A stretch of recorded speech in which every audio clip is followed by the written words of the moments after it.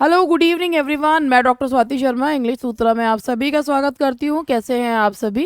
और आज मैं आप लोगों के लिए मैंने 25 क्वेश्चंस आप लोगों को करवाए थे और आज उसके बचे हुए 25 क्वेश्चंस और इसके साथ थोड़ा बहुत उनका एक्सप्लेनेशन मैं आप लोगों को देने के लिए आई हूँ। आज केवीएस एनवीएस के बारे में आप लोगों ने सुना भी होगा कि उसका जो है फॉर्म जो है कल से भरे जाने कल से फॉर्म जो है उसके आएंगे। तो क्या रहेगा सिलेबस, कैसे रहेगा, क्या करना है क्या नहीं करना है, वो सारा कुछ देखकर आप लोगों को बताऊंगी। और तभी कल आप लोगों को बताऊंगी क्या करना है, कैसे पढ़ना है। वैसे तो मुझे पता है, मुझे कुछ बताने की ज़रूरत नहीं पड़ती है, all of you are very intelligent. लेकिन फिर भी मैं अपना मैं तो ऐसे ही अपना काम करने के लिए आ जाती हूँ। तो यहाँ पर मैं अब आप लोगों को एलटी ग्रेड के क्लासिक इंग्लिश वर्क्स जो है वो बताऊंगी। तो मैंने 25 क्वेश्चंस करवा दिए थे और अब 25 क्वेश्चंस और मैं आप लोगों को बताऊंगी। तो उसके साथ ही मैं आप लोगों को पहले मैं स्टार्ट ही कर रही हूँ इसको और फिर उसके बाद चीज़ें बताऊंगी आप लोगों को। 25 क्वेश्चंस हो गए थे एक्चुअली, तो वो ख़त्म हुए थे 25। अगर इससे पहले का अगर आप सेशन देखें, मैं कंप्लीट नहीं करा पाई थी, तो मैं 26 से स्टार्ट करूँगी। तो ये इससे पहले के क्वेश्चंस मैंने इससे पहले वाली क्लास में है जो हज़ारों साल पहले हुई थी उसमें थे। तो सबसे पहले मैं आप लोगों को आज बताऊंगी। सबसे पहले ये क्वेश्चन है, the rural churchyard in elegy symbolises. तो elegy written in a country churchyard, सबसे पहले जानते हैं elegy written in a country churchyard किसने लिखी है। किसने लिखी है elegy written in a country churchyard? Elegy written in a country churchyard लिखी गई है ग्रे के द्वारा। ग्रे ये कौन से अगर आपसे पूछो कौन से मूवमेंट को बिलोंग करती है? Pre romantic graveyard school of poetry को बिलोंग करती है। It belongs to graveyard school of poetry. ये ग्रेवयार्ड स्कूल ऑफ पोइट्री को बिलोंग करती है। प्री रोमांटिक है, ग्रेवयार्ड स्कूल ऑफ पोइट्री को बिलोंग करती है। ग्रेवयार्ड स्कूल ऑफ पोइट्री और ये प्री रोमांटिक है। ये जो पोयम है इसकी सेटिंग जो है वो रूरल चर्चयार्ड एट ट्वेलाइट। ये एक इम्पर्सनल एलिजी है ऑन जनरल जो है एक कॉमन उस पर लॉट पे लिखी गई है और इसमें एलिजिएक स्टेंजा का यूज़ किया गया है। छोटी छोटी चीज़ें हैं एलिजिएक स्टेंजा जो कहते हैं।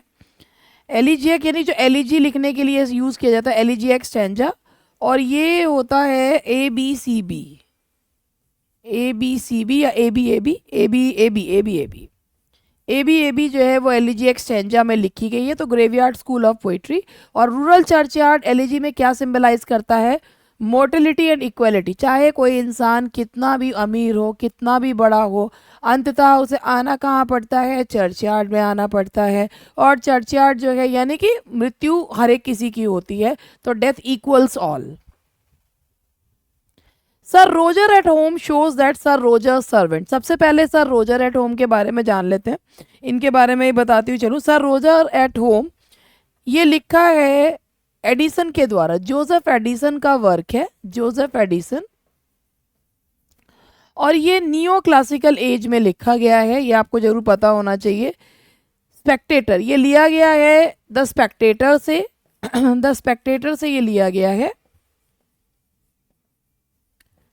जो दर्शक को कहते हैं स्पेक्टेटर। और ये जो है पीरियोडिकल एस्से है, यानी कि जो पीरियड वाइज आते थे, समय समय अनुसार जो है पीरियड वाइज जो है ये अपीयर होते थे। इन्हें ये एक कैरेक्टर स्केच है, सर रोजर का कैरेक्टर, ये पीरियोडिकल एस्से है, कैरेक्टर स्केच है।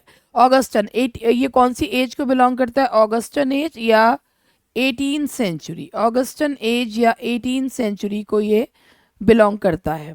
सर रोजर डी कॉवरले का जो कैरेक्टर दिखाया गया है, he is a country square, और बहुत ही अच्छे हैं वो। Moral goodness in everyday life ये इस जो एस्से की थीम है। Social manners and simplicity, style जो है बहुत पॉलिश्ड है, ग्रेसफुल है, जो कि उस समय का उस समय की कैरेक्टरिस्टिक को दिखाता हुआ है। तो सर रोजर के जो सर्वेंट्स हैं they respect him deeply. Cold pastoral at the end of ode and aggression earned suggests warm love, lifeless yet eternal art, fear। देखिए cold pastoral odd on aggression earn, अगर हम odd on aggression earn की बात करें तो ये 1819 में लिखा हुआ कीट्स का एक ग्रेट ओड है। और इसमें 5 स्टेंजाज हैं. There are 5 stanzas in this poem. Art की परमानेंस वर्सेस ह्यूमन ट्रांजिएंस को दिखाया गया है. और कोल्ड पेस्टोरल लाइफलेस, कि आर्ट जो होती है वो जिंदा रहती है, लोग चले जाते हैं. Lifeless yet eternal art. The dominant theme of Tintin Abbey is a dramatic lyric by William Wordsworth, जो कि ब्लैंक वर्ड्स में लिखा गया है.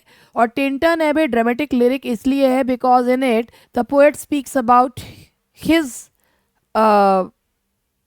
पर्सनैलिटी और हिज एक्सपीरियंस. तो यहाँ पर ये एक ड्रामेटिक लिरिक है. Do not confuse it with dramatic monologue, it's a dramatic lyric. और ये डोमिनेंट इसकी थीम है growth of spiritual insight through nature. इसमें उन्होंने नेचर के प्रति अपने प्यार की स्टेजेस भी बताई हैं. In ode to the west wind Shelley compares himself to bird, dead leaf and swift cloud, fire, sea wave. देखो भाई, ये जो ode to the west wind है 1819 में लिखी थी, फ्लोरेंस में लिखी गई थी, टर्जा रिमा में लिखी गई है. 5 स्टेंजाज हैं, टर्जा रिमा में हैं.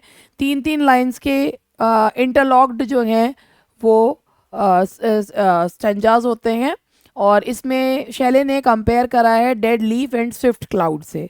और विंड को उन्होंने डिस्ट्रॉयर एंड प्रिजर्वर दोनों कहा है. तो यह यहाँ पर आपको ऑक्सीमोरॉन देखने को मिलता है, कॉल फॉर चेंज, रेवोल्यूशन. और पावर ऑफ इमेजिनेशन है इसकी एक बहुत फेमस लाइन है, if winter comes can spring be far behind. The setting of elegy written in a country churchyard is rural churchyard, city cemetery, garden या river bank. वो देख के ही पता चल रहा है कि एलिजी की जो सेटिंग है दैट इज रूरल. अभी मैंने आपको बताया था एलिजी एक स्टेंजा में लिखा हुआ है, graveyard school of poetry, pre romantic है. और ये जो है ये एक इम्पर्सनल एलिजी है. Dream children is written in the form of, dream children Lamb का बहुत ही प्रसिद्ध ऐसे है. This is a personal reflective essay, it's a personal essay. और ये पर्सनल ऐसे होने के साथ साथ ये रोमांटिक एज का लिखा हुआ ऐसे है. It is full of pathos and humour. और ये एक रेवरी है, डे ड्रीम ऐसे है. ड्रीम चिल्ड्रन एक रेवरी है. The lover on the earn in odd on a Grecian earn can never. ये अगर आपने पोएम पढ़ी है तो इसका जवाब आप फटाक से दे देंगे कि इसमें बताया है कि आर्ट की परमानेंस को ह्यूमन ट्रांजिएंस से कंपेयर करा है. तो इसमें उन्होंने बताया कि लवर्स जो है ना वो इमोर्टल हो गए हैं, मगर वो the lover can never kiss his beloved. Sir Roger at home belongs to which literary age, romantic, Augustan, Victorian या एलिजाबेथन. अभी मैंने आपको बताया था ये एक पीरियोडिकल ऐसे है, कैरेक्टर स्केच बताता हुआ है, बहुत ही पॉलिश्ड स्टाइल है and it belongs to the Augustan age. I hope आपके सारे आंसर्स बिल्कुल सही जा रहे हैं. The concluding hope in ode to the west wind is a symbol of, if winter comes can spring be far behind.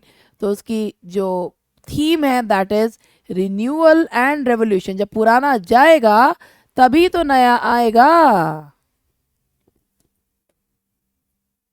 पता नहीं पुराना टीजीटी का पेपर कब होगा, तभी तो नया विज्ञापन आएगा. टिंटन एबे was first published in which collection. Tintern एबे जो उनका ये एक हाई रोमांटिसिज्म को दिखाती हुई पोएम है, ड्रामेटिक लिरिक है, ब्लैंक वर्ड्स में लिखी गई है. इसमें जो साइलेंट लिसनर है उनकी बहन डॉरथी है. और टिंटन एबे पहली बार जब हुई थी तो वो आई थी लिरिकल बैलेड्स में. आखिरी पोएम थी that was lyrical ballads. The poet of elegy imagines how villagers might describe. The poet of elegy imagines how villagers might describe kings, himself after death, soldiers, nature. मतलब वो कहते हैं कि how villagers खुद को कैसे बताएंगे, अपनी तरह ही वो है himself after death. So the answer is B, himself after death.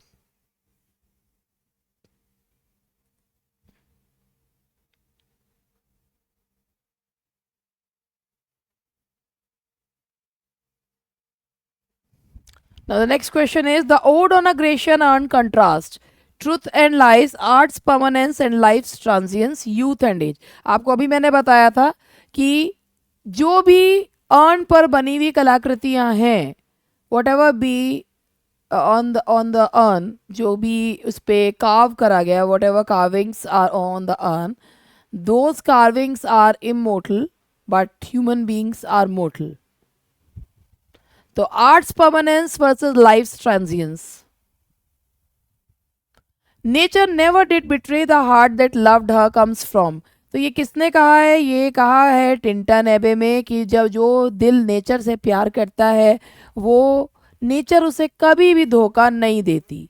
The essay dream children shows which typical Lambian traits, logic, emotional nostalgia and gentle humour, heroism, irony satire. देखो भाई, चार्ल्स लैम्ब एक बहुत ही प्यारे जो है वो writer थे, इलिया के स्यूडोनिम से लिखा करते थे.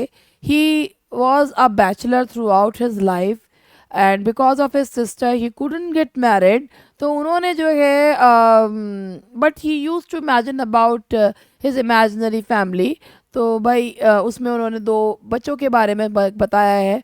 तो और उसमें उन्होंने अपनी दादी को, अपने भाई को ऐसे में याद किया है. तो it's a sort of nostalgia and gentle humour mixed with pathos. The answer is B. Sir Roger at home is written by, अभी मैंने आपको बताया था, that is written by Joseph Addison और ऑगस्टन एज का ही है. अब चलो थोड़ा सा मैं आप लोगों को ना यहाँ पर लेके चलती हूँ, मेरे ना थोड़ा सा ऐड कर लेती हूँ मैं, जिससे आपको जो है पता चल जाए कि हमारे पास ये कोर्सेज भी अवेलेबल हैं. और देखते हैं अभी KVS NVS का कैसे रहता है. कुछ सोच तो रहे हैं लेकिन वो कल के जब वो डिक्लेयर हो जाएगा सिलेबस वगैरह तब पता चलेगा. तो भाई देखो ऐसा है कि आप लोग जो है UPLT का अभी भी आपके पास टाइम है. अभी देर आर स्टिल 2 months, 2 महीने अभी बचे हुए हैं. तो अभी अगर आप तैयारी करना चाहते हैं और एक साथ आपको सारी चीज़ें मिल सकती हैं क्योंकि अभी कोर्स चल रहा है, तो आप आराम से तैयारी कर सकते हैं. यहाँ पर जो बैचेस हैं UPLT के वो हार्ड कॉपी वाले भी हैं, सॉफ्ट कॉपी वाले भी हैं, सारे जो हैं वो आपको यहाँ पर मिलेंगे. और 1 मिनट का टाइम मुझे दीजिए.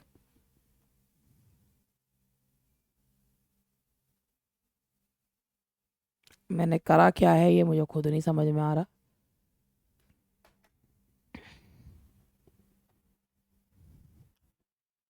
और टीवी उसमें चला गया था, स्लीप मोड में चला गया था.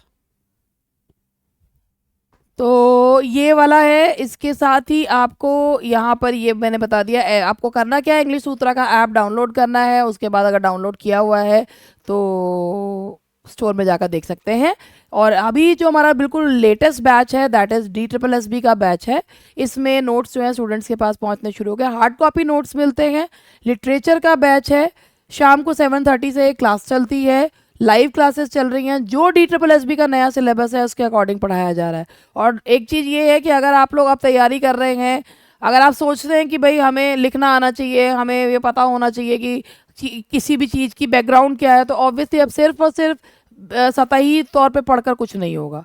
तो आप लोग हमारे साथ जुड़ सकते हैं अगर जुड़ना चाहें तो. बाकी तो कोई बात नहीं जी.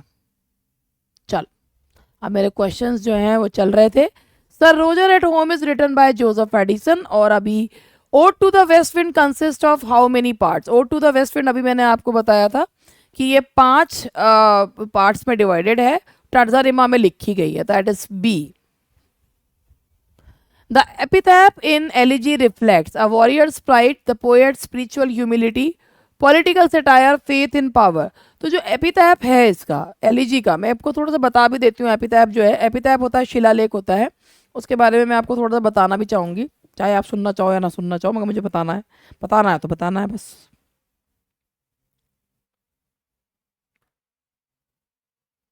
तो एपिथैप ये है, here rest his head upon the lap of earth, a youth to fortune and to fame unknown. जिसमें वो ये बता रहे हैं कि यहाँ वो व्यक्ति सो रहा है जिसको दुनिया में कोई भी नहीं जानता, ना फॉर्च्यून ना फेम, कोई नहीं जानता है. तो ये इसका एपिथैप है. और यहाँ पर वो ये बोल रहे हैं बेसिकली जो लैंग्वेज है that is very polished and defined language because it this poem belongs to graveyard school of poetry and body sombre and meditative इसकी टोन है. तो यहाँ पर ये इसका एपिथैप है the bosom of his father and his God, ये उस पर लास्ट है। द पोएट्स स्पिरिचुअल ह्यूमिलिटी जो है वो दिखा रहा है, so the answer is B, the poet's spiritual humility. And the next question है dream children or reverie ends with Lamb, waking from his dream, hearing music, writing a letter, going. वो बच्चे कहते हैं ना, we are not of Alice, we are not of the Alice children called Bartrum father, waking from his dream, वो सो गया था सपना देखते देखते। वट मैन और gods are these appear in, ये लाइन कौन सी पोएम में आपको देखने को मिलती है? वट मैन और गॉड्स आर दीज, जब odd on a Grecian earn में वो उससे पूछ रहा है कि ये जो कहानी लिखी हुई है ना, ये कौन है, ये मैन है या गॉड्स हैं, कौन बने हुए हैं? That is ode on a Grecian urn, that is ode on a Grecian urn. Sir Roger at home belongs to which periodical, famous periodical, and that is the Rambler, the Guardian, the Spectator या Tatler। अभी मैंने थोड़ी देर पहले बताया भी था, ऐसे भी क्वेश्चन आ सकते हैं। That is the Spectator, Spectator को बिलोंग वो करता है। थोड़ा सा अगर मुझे कुछ मिल जाता है इसमें तो मैं आपको बताती हूँ।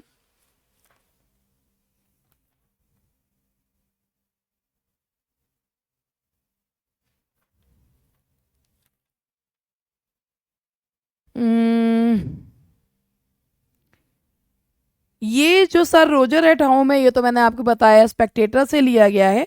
ये पब्लिश हुआ था जुलाई जुलाई 2 1711 में, और इसका नंबर है 106, 106 नंबर पे है। और इस ऐसे का मोटो जो लिया गया है वो हॉरेस से लिया गया है।